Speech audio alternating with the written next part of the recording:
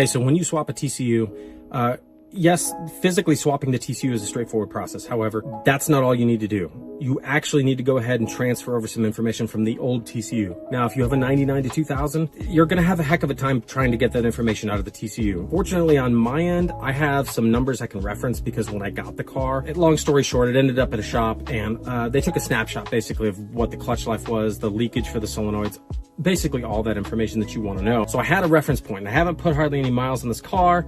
So it's probably safe to say that those values haven't really changed much. Getting those will be kind of a pain in the butt if you don't have access to do it. So that's one thing. Now let me show you where that information gets transferred over on this scan tool. So in here, you've got clutch configuration, point of initial slippage, clutch bleeding actuator, engagement selection bleeding. Really what we're concerned about right now is the PIS right here and the clutch configuration, which is like the clutch wear index, more or less. So point of initial slip, if you come in here, it's got a disclaimer, 4295. This is the default value on the Challenge Stradale TCUs from what I understand, okay guys?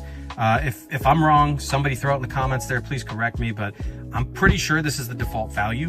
So if you go back, you also have clutch configuration. This is gonna be where the percentage wear or the wear indicator basically of how much clutch life is left, okay?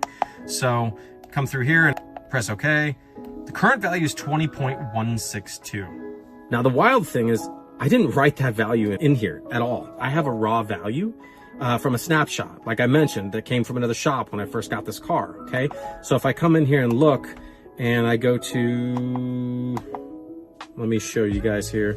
If I go into the active tests menu here like this, the first thing at the top was self-learning. If you guys saw in the last video where I installed the TCU, the first thing I did out of the box was powered the ignition on and I went through and the first thing I did was the self-learning test, okay? And it went through all the gears and you saw on the dash, it went through and shifted through all the gears, even reverse and then landed back in neutral. I'm pretty sure that what this thing did was it went through all the gears and then read the F1 sensor and figured out kind of what the wear index was and wrote that into the TCU. What I ended up doing was taking the raw value and converted it over, figured out that it was in millimeters, and it literally is exactly what's in there.